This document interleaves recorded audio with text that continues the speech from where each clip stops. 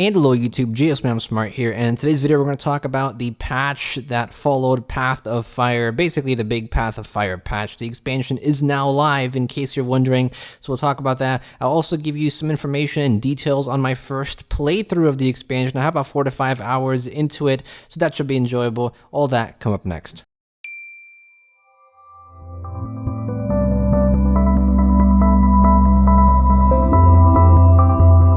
And hello everybody, welcome back to another video. Glad to have you around for another one. And if you happen to be new to our channel, new to any of my videos, I encourage you to subscribe to our channel. Plenty of other Guild Wars 2 content videos on our channel. We talk about Path of Fire a lot, and we'll talk a lot more about it as the weeks progress since the expansion just released.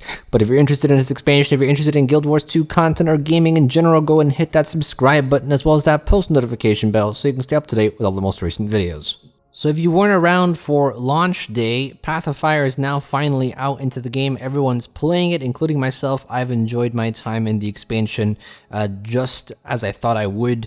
The demos went great, and the actual release of the expansion went fairly smoothly as well. There were a few server issues, but not as many as Heart of Thorns had, so that was good to see. We'll go a bit more into detail on my thoughts on the expansion, my first playthrough, my first 4 or 5 hours through it later in the video. For now, I do want to take a look at some of the patch notes that got released alongside Path of Fire. There weren't a lot of them, so we'll go through them rather quickly. Pretty much all areas of the game had some type of changes added to it, but there wasn't anything huge or drastic to it. So we'll go over that first, and then we'll head into some expansion talk. Obviously, the Crystal Desert region has been added to the game. Mounts have been added. The new elite specializations have been added, and a new guild hall has been added as well. Now, one note about this new guild hall is that it is pretty far into the story. With Heart of Thorns, a lot of people were able to capture the guild hall on the first day because it wasn't too far into the story. But this guild hall is a bit different. It does require you to have had some progress in the story. So we'll probably see guilds capturing this guild hall later next week maybe, or maybe a few days from now, which is just fine. I think I'm happy with that. I necessarily don't really like players getting everything on the first day or the first 2 days, because for me, it sort of makes it seem like the expansion seems small. So I'm kind of happy that it's gated behind a good amount of content that you have to go through first.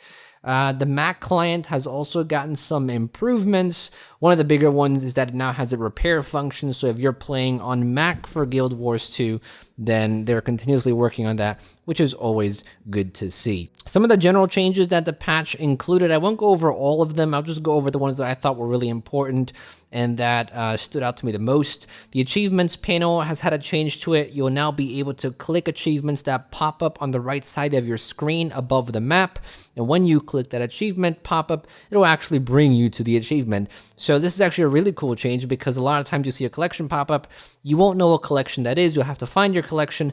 Now, if you click that pop-up above the map, above the mini-map, it'll actually bring you to the right collection. So a really great change. It really incentivizes players to actually go through these new maps and collect everything and not just speed through them. So a well-timed change, but I feel like this could have been added into the game a long time ago because it was definitely needed. We had collections for Heart of Thorns as well, and it definitely would have helped people complete some collections if this change was in there earlier. Another general change is that chests also now can be opened without having the animation pop up. So if you know the chests that pop up on the right side of your screen above the mini map, the same place where the achievements pop up, usually you have to click them, an animation plays, and you collect your loot. Well, now you can actually completely skip that animation, and you'll be able to collect all of your gear just by right-clicking a chest and then clicking to collect all of your loot. So it makes it quicker to go through your loot. Another quality of life change that I think some veteran players will definitely appreciate. Consumables have also been changed now. So these are sort of like kind of all inventory management style of changes. You can now right-click a lot more consumables, including bags and unidentified gear, so that you can open them all at once. One important change that actually got changed from the demo of Path of Fire is that originally unidentified gear required you to go to a heart vendor and then pay money to actually open unidentified gear. Well, now it doesn't look like you have to do that anymore, which is actually a really good change. I personally thought that it was a nice gold sink. I think it was a bit too expensive. I think they still could have kind of forced players to go to hearts and paid a small amount in copper. But I guess too many people found that annoying, too many people didn't want to go to hearts, and too many people didn't want to pay to open unidentified gear, especially if you weren't getting anything good.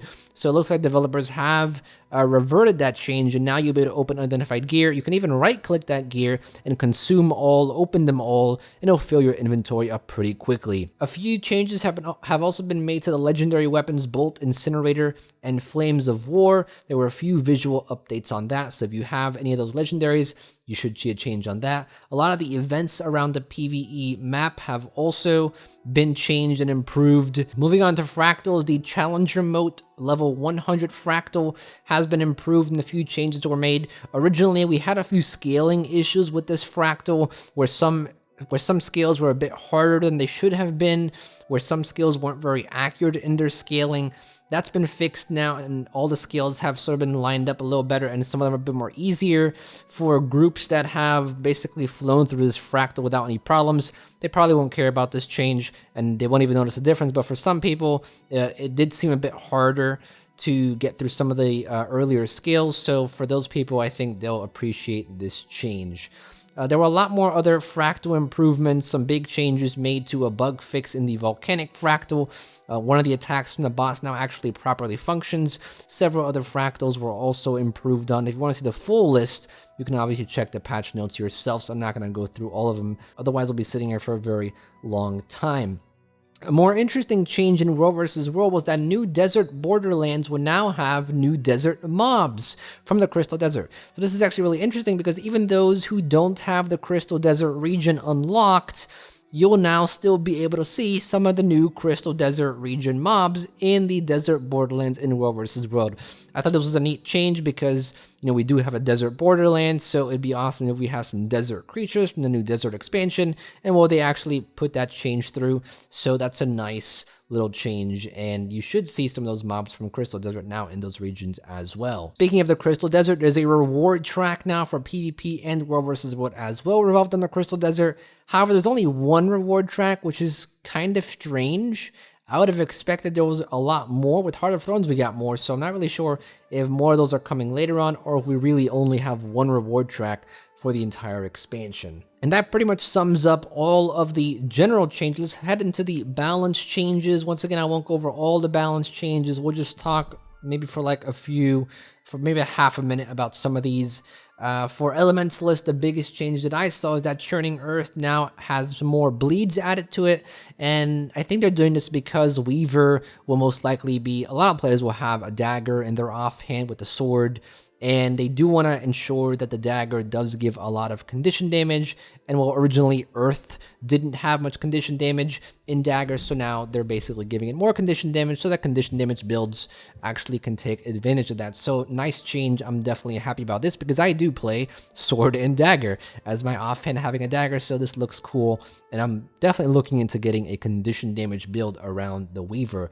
Engineer, one of their abilities now has been changed from stacking might from 1 to 5, so it looks like that's been a new change that will allow you to give might in larger quantities. Guardian, the spirit weapons have had a faster cast time now. Those are always a bit slow for some reason, and probably one of the reasons why spirit weapons weren't very popular. I'm not sure if increasing their cast times to be quicker, or I should say decreasing their cast times so that they can be casted quicker, will make them more popular or more used by players, but we'll have to see if people use these spirit weapons a lot more. I personally am not a fan of spirit weapons too much, so even if they cast quicker, I don't think I'll be using them very much at all.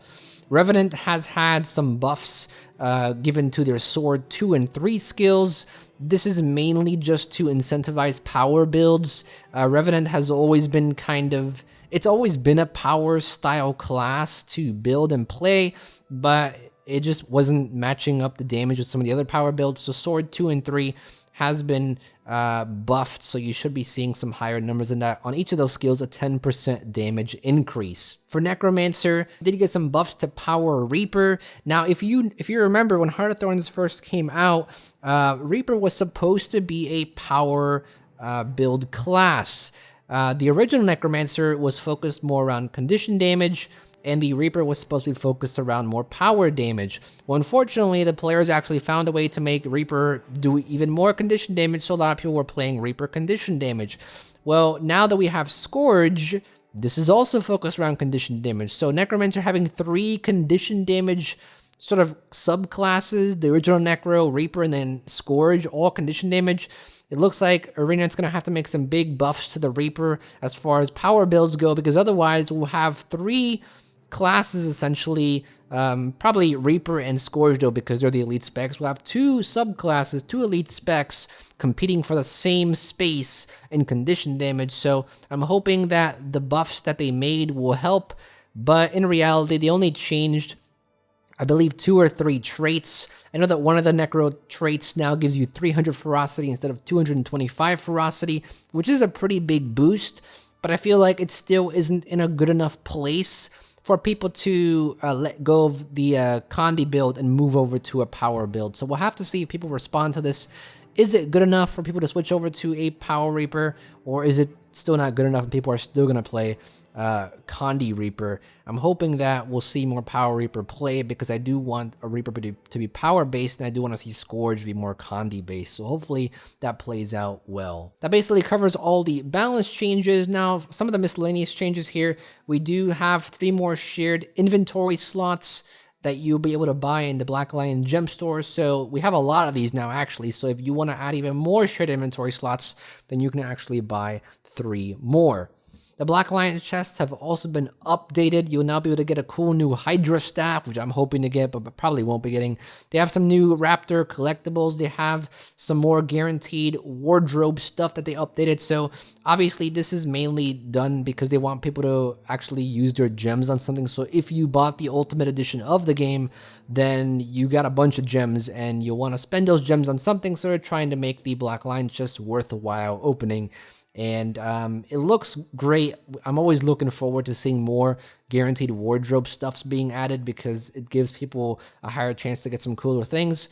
So good to see that. And I personally don't have any Black Lion keys, so I can't really tell you if I've gotten anything cool or not, or if these changes have affected me, but let me know in the comment section below if you've gotten some cool stuff in these Black Lion chests, because it looks like these have been updated fairly heavily. Another note, this wasn't mentioned in the patch notes, but it is something to be aware about, is that the Path of Fire materials, you'll notice that there's a lot of new materials in Path of Fire, and a lot of them can be deposited, but a lot of them cannot be deposited.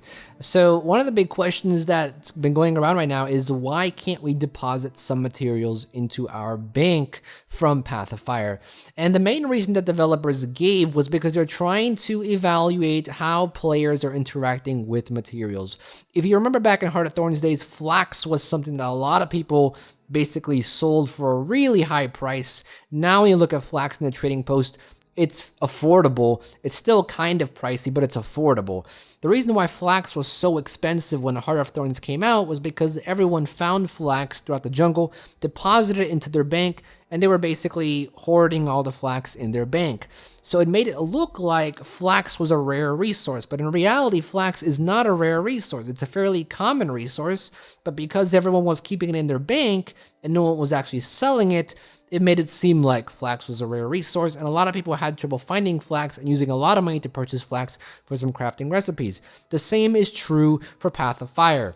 If you were able to deposit all your materials, a lot of materials would probably be really high priced, because no one's actually paying attention to what they're getting. They're just depositing all their material. The average player doesn't scroll over all their crafting materials and sees if they can sell it. They usually press the gear wheel at the top right corner of their inventory, they click deposit materials, and they continue playing. So in order for things to get out into the trading post, in order to populate the market with some of these new materials, Arena has locked the ability to deposit some materials into your bank so that they can get some of those things out on the trading post. That way the markets can be filled with some of these new materials, and a material isn't inaccurately deemed to be rare when in reality it really isn't rare. So a great change and a great decision. I'm not sure if this will actually work. Maybe people are still going to hold on to these materials and they're not actually going to sell them. And in that case, this change wouldn't really have done anything. So we'll have to see if this actually helps or doesn't help. But that's the reason why you can't deposit some of your materials right now. So don't think that you can never deposit your materials from this point on. You will be able to. just for the next week or two, ArenaNet developers are analyzing the market and seeing if that they can populate the market with some of these new materials. After that, you'll be able to deposit them in your bank again. So don't worry about that. You'll just have to deal with this for maybe another week or so. And in general, the expansion overall has been getting pretty good feedback. I mean, I've only looked through a few Reddit threads. I've only really looked through a few articles. Most of the stuff that I've seen, and primarily a lot of it on map chat, I've seen a lot of people give a lot of good feedback. There is some negative feedback, and I can guarantee you that as the week progresses and as the weeks progress, we will start seeing some threads come up on Reddit, in the forums, in map chat. We will see some people start complaining about some things that Path of Fire didn't do great. It's inevitable. Every expansion will always have that period of time where there's gonna be people complaining. And then mark my words, I can already tell you that one of these complaints is probably gonna be focused around meta events, because meta events right now, I'm not seeing many of them. I've gone through about 3 of the maps and I haven't seen any meta event really.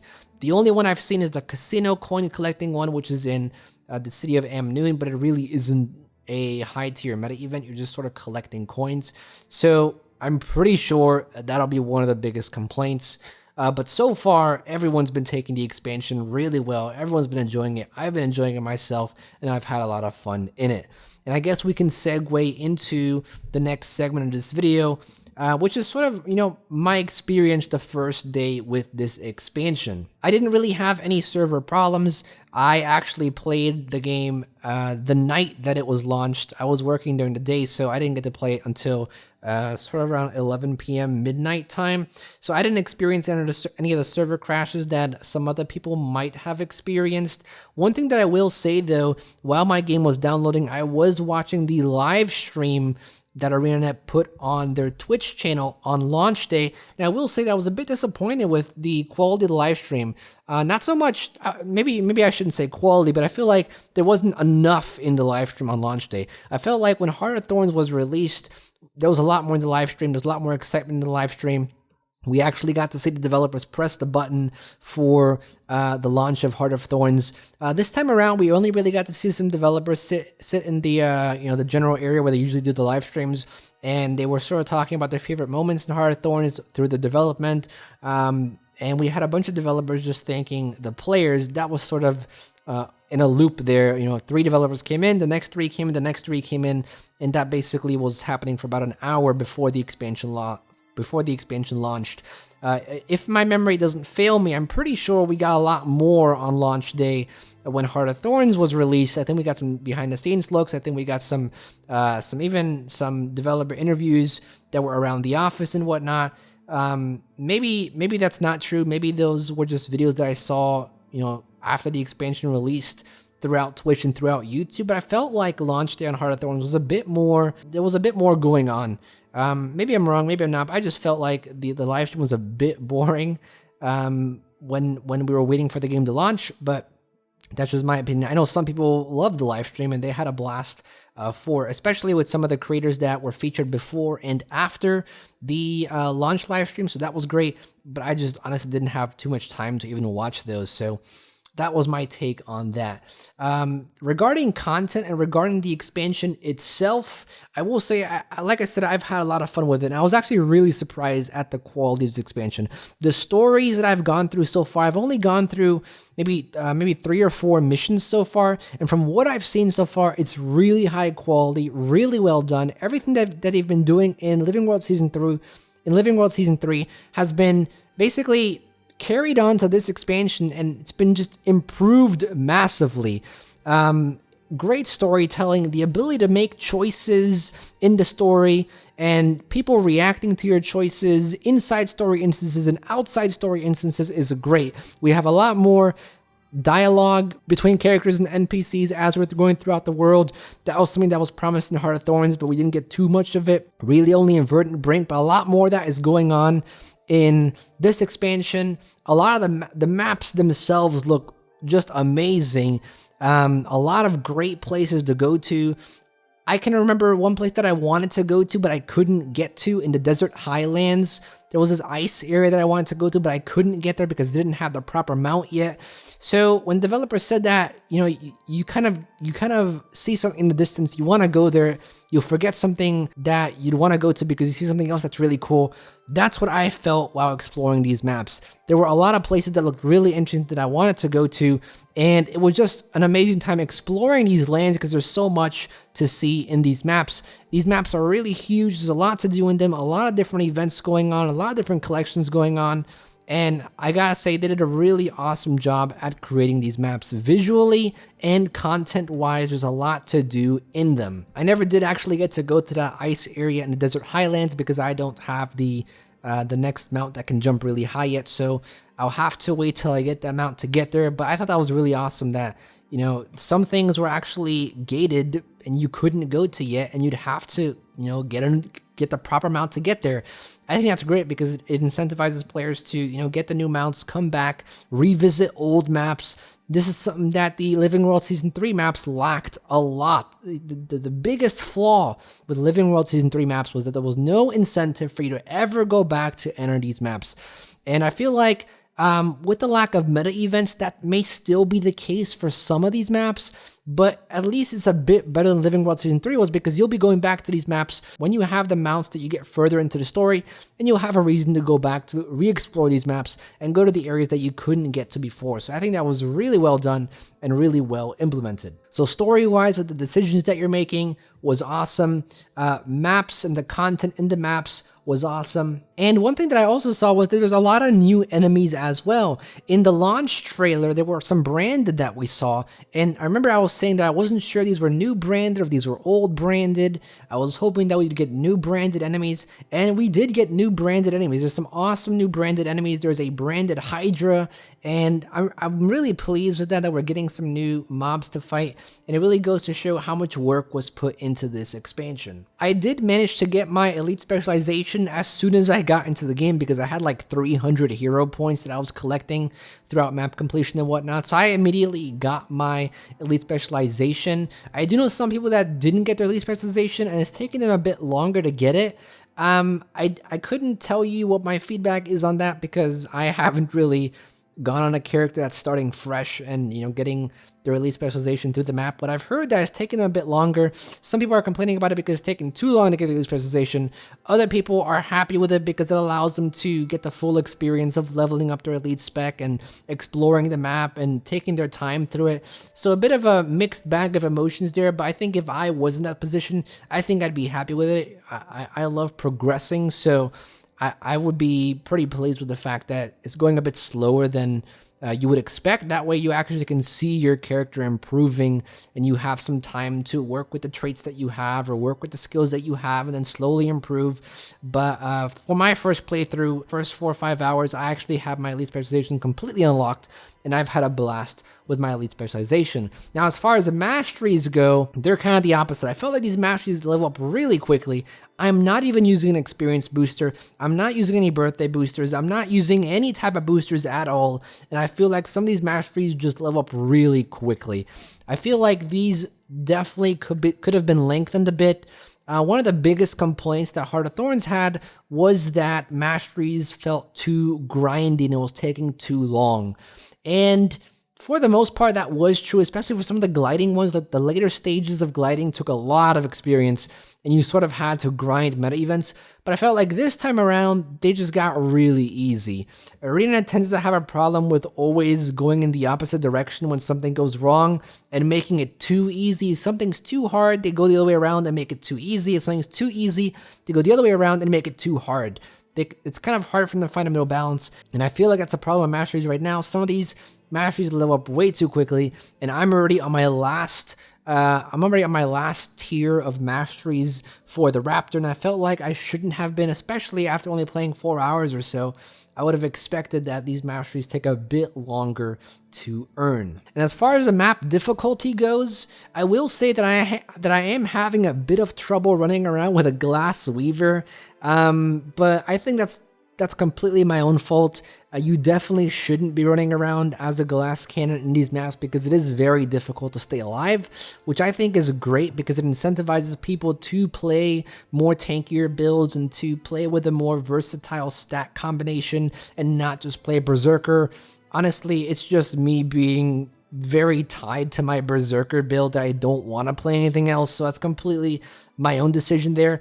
But I will say that it's definitely, the difficulty in these maps are at a good place. They're not super easy where you can just, you know, press a few skills and constantly kill things really quickly, but it's also not too hard where you're constantly dying. When Heart of Thorns came out, I died so many times in the new maps because they were so difficult. I think one thing that Arena did do well in balancing difficulty is in these maps, the mobs aren't too difficult and they aren't too hard. If you're running a glass build like I am, you will die a lot more than you should though, so I would recommend people to build it more tankier. And obviously I'm giving you advice that I'm not going to take myself because I'm just too glued to my glass cannon build. But on other characters, I'm definitely going to be building a bit more tankier. Just that with my Ellie, I love to see the big numbers and I love to play the full-on damage because I feel like that's what an Elementalist should be. So I just can't get myself to build tankier with Elementalist, but you definitely should because it makes the map a bit more enjoyable. You won't be dying a lot. It won't seem as difficult. I don't think the map is super difficult. The bounties, you'll definitely need to have some group members. One thing that I have noticed that I feel like these maps that Path of Fire has is very geared towards smaller groups, not geared towards giant Zergs as the Heart of Thorns maps are geared towards. I feel like these maps are more geared towards smaller groups of people, maybe like 4 to 5 or 5 to 6 people, which I think is great because it incentivizes more players to, you know, make new friends or meet new people that they can play with in small groups. And it's not just focused all around a giant Zerg that you probably don't even know anybody in there. You're just following a commander and, you know, pressing a few of your skills. So I think that's great. I've seen some people that have sort of opposed that viewpoint and they want to have more Zergy type of content. Maybe we'll see an update on that, maybe not. And the last thing that I want to share with you that I saw on a Reddit thread was that there are actually new bags as well. We're going to be getting new bags and they're already in the game, so you can actually craft them already if you want to craft them. I'm pretty certain though that this is a recipe you have to buy or that you have to find.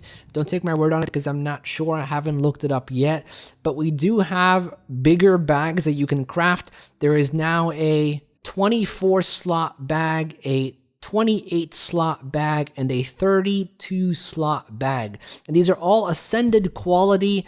They do take quite a bit of gold to make. So some of these cost over 200 gold.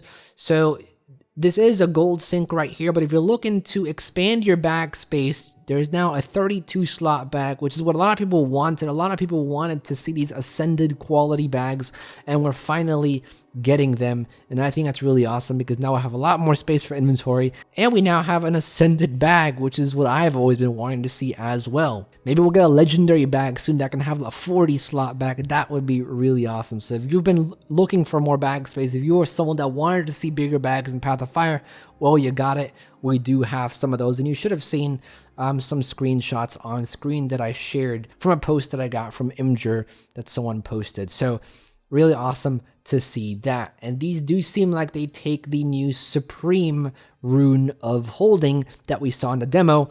This is basically what these are used for these higher tier slotted bags. And that's pretty much everything I wanted to go over today. Those are my first impressions on the expansion, my first initial thoughts as I played through the expansion. That pretty much covers the patch that came alongside with Path of Fire. Hopefully you enjoyed the video. Hopefully you found it informative. If you did, go ahead and leave a like on the video. We really appreciate it. And if you want to talk about anything that we discussed in today's video, go and leave a comment down below. I'll be down there reading your comments as usual and responding when I have the time to do so. And if you haven't purchased Path of Fire yet and you want to purchase it, you can do so by using my affiliate link in the description. Several of you have already used my affiliate link and it's very much appreciated. Can't thank you enough for it. So if you want to support the channel in any way and you don't want to do it through Patreon, you can definitely do it through the affiliate link. All you gotta do is click the link. It'll bring you to the product page. You pick the expansion that you want to buy and you check out from there. Obviously, you never have to do that. You can always wait till the reviews are out for this game. Some people have already reviewed this game, which I think is completely mad because there's no way you could have gone through the story already and completed everything. So you can always wait till the reviews come out and then make your purchase decision after after that. But if you're liking Path of Fire already, you like what you see, then you can use the link down below. That pretty much covers everything today I wanted to cover in this video. If you want to see my most recent video, click the annotation here. You want to see a similar video to this one, click the annotation here. Want to subscribe to the channel or any of my other channels, click the annotation here. And if you want to donate $1 to my Patreon page, you can click the annotation here. That's going to be it for this one. Thank you for watching as always. This is GSmaniamsmart, and I'll be back sooner than you think. Don't go anywhere.